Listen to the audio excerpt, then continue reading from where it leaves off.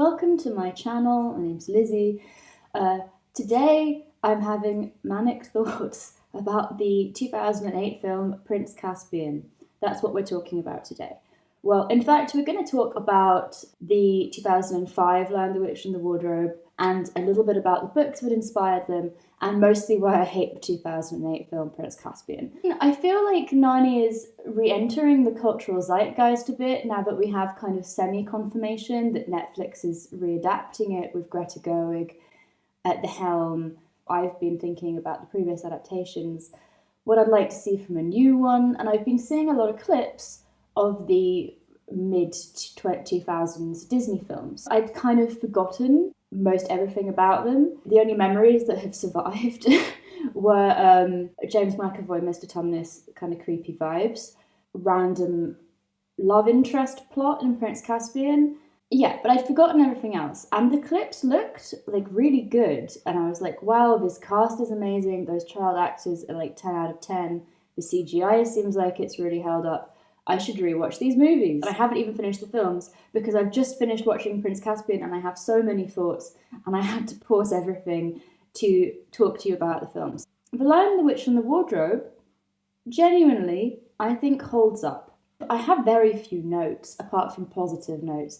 The cast is amazing. I think they have like the look of the kids right, the energy of the kids. Like the look of the film is really good. There are only a couple of CGI moments that haven't stood up, which is really like, I can't complain. There are some adaptational things which they change. There are some slight shifts they make in terms of character arcs and motivations, but they're not bad. But then Caspian is a nightmare.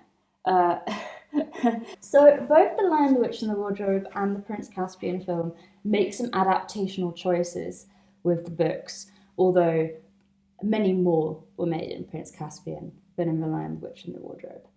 And we're going to look at how those same choices had very different results in the two films. The first thing to really note, and which really struck me when I was rereading the books, is that the kids in C.S. Lewis books have what I'm going to call like 1950s child brains. Like there's not a lot of child psychology going on. There's nothing Freudian happening. They are often quite naughty kids and they go on these quite large emotional journeys about learning and growing and repenting their sins. But often, not always, but quite often, the original badness will be kind of like being a bit greedy, being a bit selfish, basic things, and, you know, naughty child things. And then those seemingly quite small bad behaviours will lead to absolutely enormously bad results, like original sin being introduced in a brand new world and dooming everyone in that world to strife for thousands of years, like in The Magician's Nephew, where he just rings a bell because he's curious, and then he dooms a brand new world and all the people in it. Because religion, hey? All of these books are like 90% cool, fantasy, epic, adventure, 10% like creepy Jesus. I mean, I think how creepy you will find it depends on how much like religion-based childhood trauma you have. For me, it's like mildly uncomfortable. But yeah, they're quite like the basic kids. They're a bit spoiled or a bit arrogant. They don't have that much complexity going on, which honestly to me as a modern reader is quite refreshing, but you can't really do that with a modern blockbuster. And so in The Lion, the Witch and the Wardrobe we have a little opening added scene which is of them in the Blitz, in the bombing of London, before they are evacuated for their safety. And you get this sense of children who are having to grow up a bit too fast because the world is very scary, and the older siblings in this like struggling half adult carer position trying to adjust to that, and the younger siblings kind of having more of an emotional reflex reaction to all the nasty things going on around them, and Edmund in particular acting out. And as these pressures act on them, they get a bit more pulled apart, a bit more isolated from each other, and then later they're going to have to learn to accept their roles and work together and love each other and forgive each other and the older kids will get lessons about stepping up, and the younger kids will get lessons about not being naughty kids and being told how brave they are by parent figures. It works. It's nice, and it's not a huge amount. There's a bit of added in dialogue and a couple of slightly accentuated conflicts that weren't really there in the books, as well as the classic ones that are. And it's enough to kind of make Edmund's decision more understandable without really excusing it, and it works. And then they all still have like the same redemption arcs for the same kind of thing, and we love it, and it's very cute. And then Prince Caspian, it just really goes off the wall. So C.S. Lewis in the books has a pretty relaxed attitude to like the psychological realism of what the effects of going into Narnia and then leaving it are. There's a kind of an amnesia which takes you over. Once you've been in Narnia for a while, you kind of forget that you were ever in our world. And once you've been in our world for a while, your memories of Narnia kind of soften and fade a little bit and become a bit like a dream, so that if, for example, you go to Narnia, live a full adult life as a monarch, learn a bunch of skills, gain a bunch of social status, and then are yeeted back out and into the body of a 12-year-old, you don't suffer huge trauma. It's not such a huge adjustment as one might imagine in the books. In the film, it is a big adjustment. They seem to have much clearer memories of Narnia at the beginning of Prince Caspian, our four children, and they're not happy. And Peter in particular, he's not a happy boy in this film. His introduced conflict that he has all through the film, which he doesn't have in the book, is, I want to just say, being a massive dickbag. We'll make it a bit more specific. Wanting to prove himself. He doesn't adjust well to no longer being a king, to no longer being an adult. He doesn't want to be a boy, and I think he misses the power and the authority. And when he gets back to Narnia, he wants to take charge again and boss everyone around and prove how amazing he is and what a great high king he is. So in the books, it's very explicit that Peter and the rest of the Pevensey children understand that they've been called back to help Caspian, and that even though they are more kingier than him and have more experience of ruling, they're not there to reassert their claim to the throne, they're there to help him. So that even though Peter and Caspian are the same age, they have quite a good relationship going. Whereas in the films, we have just this tedious Caspian versus Peter, who shall be the biggest macho man. Like, they have to rewrite bits of the thing so that they come across each other in a fight and have a sword fight for their first meeting, which changes lots of little plot beats which make it worse. There's a lot of problems with this. They rewrite certain scenes and then it has a domino effect on the plot and then they don't do anything about it. More on that later. Peter takes charge, but he does a bad job. Does a really bad job. I want to skip ahead to Peter's big mistake, which is like the crowning awfulness. But I feel like it should be my last point. But let's just say Peter is horrible for like 70% of this film. Yeah, the other piece of character work that they tried to do involved Susan. Susan now has a love interest in hot Prince Caspian. When I first saw this as a teenager, I remember hating it, but that's because I was a very serious adaptations are bad and romance is frivolous, edgy teenager.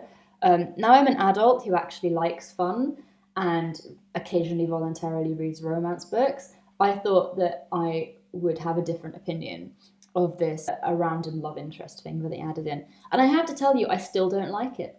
I don't think they have enough time to establish any form of romance because it's just like 3 instances of them exchanging coy looks and then some really bad banter. She has this weird half arc.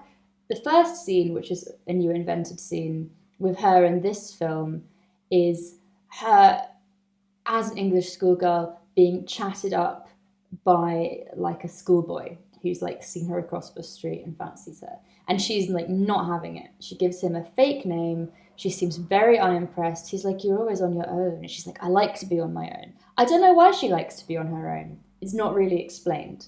Her internal motivations are not consistent. But I think there's a line later on where she says, I finally got used to being in the real world. And it's like, had you? Because we just saw that you're isolated and don't want to talk to other kids your age and, you know, aren't like ready to form those kinds of bonds outside of Narnia. So Susan meets this boy from the real world in the beginning and rejects him, and then has her romance with Caspian.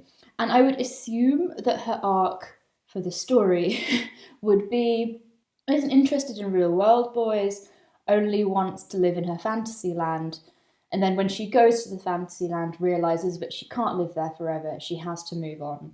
Goes back to the real world, sees real world boy again, and thinks, oh, maybe. And that is very broadly what happens. All of those elements are technically present in the story, but in such a way as to not convince anyone. First of all, real world boy is not an appealing love interest. I think it's made very clear that she's not interested in him, not just because he's a real world boy. He's not wildly attractive. Sorry, actor, for this role, but they didn't dress you to be wildly attractive. He doesn't have any personality or any interest. This film doesn't give us any reason why he would be a good romantic fit for her. Secondly, her romance with Caspian, it doesn't really play on that, like, oh, I like this, but I can't have this thing. Like, that's not really a conflict that ever exists within this film, right up until when she has to go, where she's like, oh, it could never have worked. I would have liked a scene where she's like, oh, I will have to go. And he's like, oh, no, but you could stay. You could have all of these things. And then she's tempted, but then she realizes that she can't. None of that happens. She just seems to have magically realized at the 11th hour at the end of this film that she can't keep on living in the fantasy world. But when that happened, I don't know. I think it was just off screen somewhere. That when she was having her hair done into those curls, which I don't really like, she was thinking that, but we never see it. There's never any conflict actually on screen for us. It's very confused. And then she goes back to the real world, and the boy is on the train, and he's like, come on, Phyllis, because that's the fake name she's given him. And he's like, aren't you getting on the train? And obviously the train is a metaphor for moving on with your adult life. And she's like, and goes on. But in that metaphor, she's going with Mr. Random Dude who has no appeal on the train. The film doesn't give her any reason to go on that journey, to make that decision, to have that conflict. It just kind of randomly happens, and it feels very confused. That's why I don't like her and Prince Caspian having the hots for each other in this film. I will also say that I don't think they have amazing chemistry. I must be wrong, because there are loads of fan edits of them together and like fan arts of them as a couple that I saw when I was researching, when I was trying to find shots from this film. So some people think that they've got the chemistry, but I do not. Yeah. I will also say both of these films, The Lion, the Witch and the Wardrobe and Prince Caspian, introduce a bit of banter, you know, a bit of like a couple more running jokes, a little bit more meta style knowledge, which is very interesting because I believe The Lion, the Witch and the Wardrobe came out like the first year as Iron Man, the first Avengers film. And I think we've gotten really in the habit of attributing all of that kind of quippy humour in the middle of action to like the Marvel style. But it's right here. It's right here in this film too. Just thought you should know. I think that we give Marvel too much credit sometimes. There have been quippy bits in films for a long old time. All right, and then the other big adaptational problem, which I think befalls Prince Caspian, but not The Lion, the Witch and the Wardrobe, is the way the story in the books is set up and paced, which I can see why they had to change the order of events in Prince Caspian, but not in Lion, the Witch and the Wardrobe, although they did not do a very good job. So, Lion, the Witch and the Wardrobe, you meet the four Pevensey children, they find Narnia, they learn about the battle, they fight it, they go. Second book, right at the beginning, the Pevenseys get sucked back into Narnia, but it looks a lot older, it's not as it seems. They meet a character who tells them that there's a Prince Caspian, and then we go all the way back in the narrative several years to join Prince Caspian growing up in Narnia, learning about what Narnia used to be like and the old kings. We meet his evil uncle. We essentially go 5 years back in the story, following a new character, and watch him grow up, and the story kind of starts twice. I don't mind it reading the book, it's fine, but it's not really how you want to structure your movie. Like, the logical choice is to start with Prince Caspian, because chronologically he comes first, and doing flashbacks in movies doesn't work as well as it does in books. But that means introducing a brand new character and not seeing the ones we're familiar with for 20 minutes, half an hour. Doesn't work. And so what they have done is they have gone with the Prince Caspian arc. They've started on the night when his uncle tries to usurp him and he has to run away from the castle. It's very dramatic. There's an action scene. Cool. But we now don't know anything about Prince Caspian's personality. And then from, Prince Caspian running away from the castle, it is a while before he calls Susan and Peter and Edmund and Lucy. It's a while. He does a lot of stuff. He meets some people. He goes somewhere. He rallies some support. He gets the horn. He decides to blow the horn. And then they turn up. Takes a while. So if you were following it chronologically, you would then have 45 minutes of Caspian and no Pevensies. It wouldn't be right. So you then have to jam around the chronology of the film so that he calls them much sooner, and then everything falls apart. The order it happens in the film, Prince Caspian is running from his uncle's soldiers in a wood. Oh no, and he runs into some resistance Narnian good guys. One of the Narnians leaves to fight the uncle's soldiers, at which point Prince Caspian blows the horn, summoning the Pevensies to Narnia. We move along, the Pevensies are on the beach. They run into the guy who went off to fight the soldiers, who was not present when Caspian blew the horn. And the first thing the dwarf says when he sees the four Pevensies is, "Oh, I can't believe the horn summoned you." How does he know? He didn't know Prince Caspian had the horn. He didn't see him blow it. It just makes me so angry. It's such basic writing problems. It's sure, change the chronological order, but please still make it make sense. Please make everything fit together in a logical way. Please don't do that. But they do. We've met everyone at weird times. That a lot of their character development and a lot of their introductions are very flubbed. Yeah, I don't know quite how to fix the chronology so that it makes sense and keeps dramatic tension in this film going, but keeps all our familiar characters on screen and doing things. But there has to be a better way than the way they do it in this movie. There's a thing in the book where, in terms of pacing, Caspian is under siege-ish, I think, by Miraz, by his uncle and his forces. And the kids are kind of struggling to get to him, and they arrive just at a dramatic moment and an hour of need. And then everyone's like, hooray! And in this book, instead, they run into each other on a wood, and Peter thinks that Caspian's a bad guy, and then they have this sword fight and it's all tense, and then they turn up and oh, we're actually the ancient kings and queens. And everyone's like, okay. And I think in the book you get this, you spend a lot more time with Caspian when he's on his own with his new friends and the old Narnians, the resistance forces, and he's learning to be a leader. He's gaining their trust. You're kind of learning about his situation and the dire straits he's in, and the tensions building. And then when the Pevensey children reach him, it's already a bit of a triumph in the movie. He hasn't had time to struggle or to fail at being a leader. He's still marshalling his forces. He's still getting into position. So he does he need the help? There's a bit in the film where he's calling you was my first mistake. And it's frankly, yes, because there's nothing that they did being by being inserted earlier in the film that he couldn't have done himself perfectly well without them present. And all that Peter does is bad things, screwing everything up. Peter's big mistake. It's time, let's talk about it. So you might remember this film franchise called Lord of the Rings that was coming out at about the same time as these movies, and probably motivated Disney to make these movies as a kind of let's get on the epic fantasy bandwagon.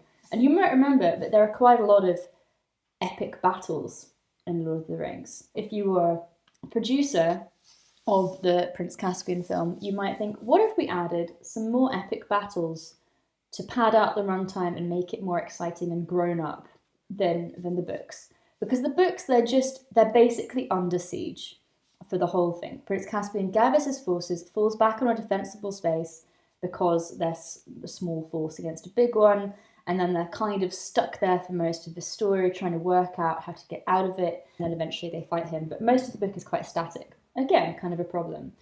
They introduce in the film this this idea that Peter has, which is the bad idea, which is to lead a counterattack. We're going to have this complicated extra battle that wasn't in the book, whereby we have a sneak-in attack on the castle while Mirage is besieging us. We go behind his lines, we strike him when he's weakest, apparently, and it's a horrible disaster. It's like, well, I think it's a disaster in terms of filmmaking because it's got a lot of unnecessary, more sludgy character drama. It's got this thing where Caspian learns midway through castle infiltration that his uncle killed his father, and then he goes off script onto this revenge mission. I don't know, I don't think you can chuck in sudden angst at like a new theme, like revenge versus mercy at like the halfway point. I don't think that's good storytelling. And then it just leads to all this unnecessary, like kind of faffing around conflict. Caspian holds the king at sword point, and then his queen holds him at arrow point, and then Susan and Peter come in, and then they're all standing around having one of those really tiresome, like, you're not going to kill me, boy, because I know you are too weak, and then someone like, you killed my father, and then tiresome, and I don't like it. And then Peter won't realise that they've lost the element of surprise and they can't go on with the castle storming because it won't work. But he's too stubborn and he's too egotistical, so he goes through with it anyway. And then there's this horrible scene where they finally realise it's too late and they run out through the gates. But then some of the Narnians are trapped behind the portcullis and don't make it out in time. And then the children, because these are all children leading the army, look back at the people they can't save, who are like clinging to the gates and screaming for help as they're slaughtered. And it's so dark. Do you remember that this is a children's movie? Do you remember how in the first film there's a bit where they meet Father Christmas and he gives them Christmas presents? Do you remember that? Now this is happening. I know that there are dark things in the first line, The Witch in the Wardrobe. I was actually kind of stunned, even though I know the story so well, to go back and watch like the scene on the stone table with Aslan being killed. Like, it's very visceral, it's very emotional. It made me cry. I mean, I've got a cold right now and everything always makes me cry when I have a cold. I don't know why. But it's like, it's dark and it's quite hardcore emotionally.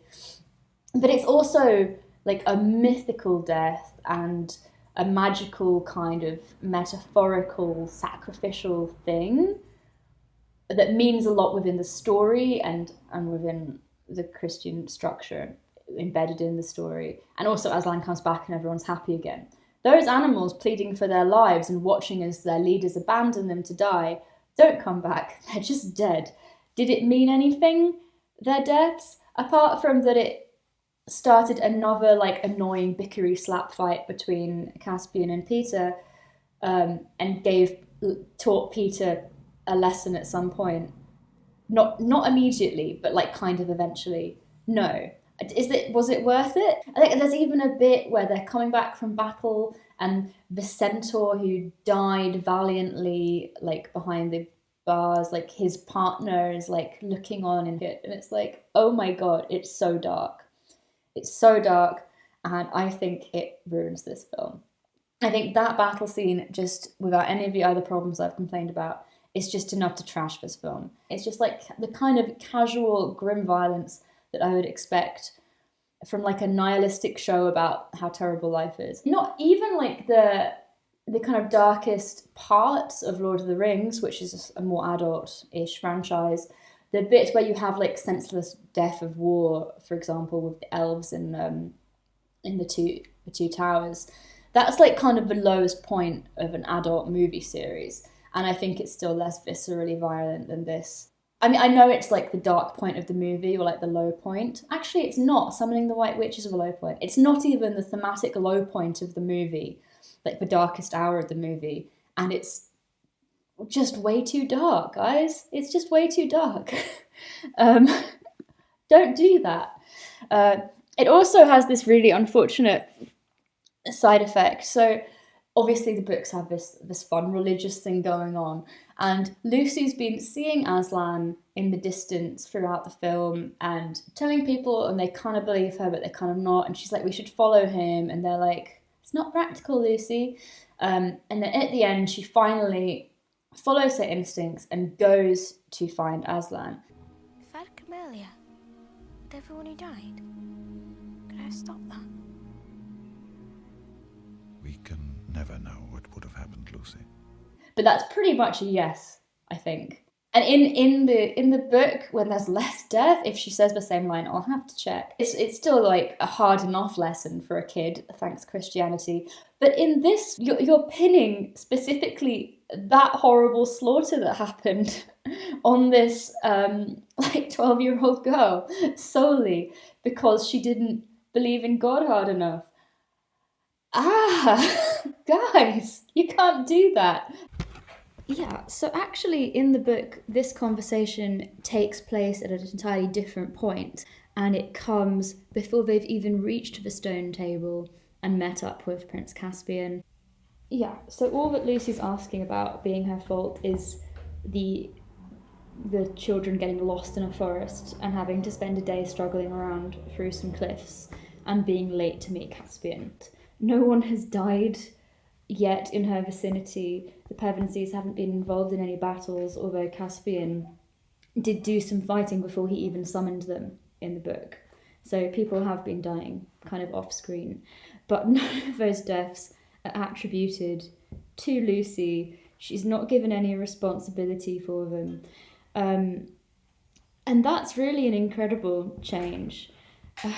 You see, I thought the books were harsh in their like Christian messaging of like, oh, you should have followed Jesus when he first called. It would have saved everyone a lot of trouble. But no, and it's worse in the films. They managed to make it a whole lot worse. And yeah, that's the thing with stories. You can't just move events around and conversations around to different points in the narrative because it suits the pacing of your movie without changing what those scenes and conversations mean, and their implications for the plot and the characters. And you kind of have to think about that with actual brain cells if you want to do it. That moment is just so dark. Yeah, that's why I think this film blows, because they messed around with the chronology, they added a bunch of unnecessary motivation, and they put in a big battle, and then it all ends up with a 12-year-old for some reason being responsible for the needless, gory deaths of many, many cute woodland folk and loyal followers. Eek. Yeah, I haven't watched Voyage of the Dawn Treader yet. I've seen it many years ago. I remember nothing from it. I'm going to watch that movie too. I have now watched The Voyage of the Dawn Treader, and it's also fine. It's not such an easy story to adapt as The Lion, the Witch and the Wardrobe and Prince Caspian. It's much more of a TV movie plot than a blockbuster plot. They did their best with it. The lower budget really shows through, but otherwise I think it's like a moderately delightful story. I think I preferred the styling of the characters in the earlier films. They sometimes just looked a bit goofy in this one. The one thing that really struck me at the end of this movie was how like completely mean the Narnia thing is. With their two remaining Pevensies saying goodbye, never to come back. It just honestly very cruel, the story format of being like, no, you've grown up, you can't come to Narnia anymore. It's a bit heartbreaking. Lucy in particular didn't really strike me at the end of that film as being ready to say her final goodbyes to Narnia. I would have let her back in. It was really quite miserable. They look completely bereft after they return to the real world. It's and I don't know. the ending of that film hits differently. It's quite grim somehow. I suppose it gives you the feeling which I think everyone feels when they read, especially as a kid, like a Portal fantasy or even something like Harry Potter that they really respond to. And it's almost like the pain of not being in it and knowing it's fiction. I mean, obviously, Aslan actually exists in this world too, but he just has another name. And we just need to learn to see him more, guys. Actually, in fact, they we did get a bit of a hammering home of that lesson. To be honest, if Jesus was a huge, fluffy, huggable lion, I would be a convert instantly.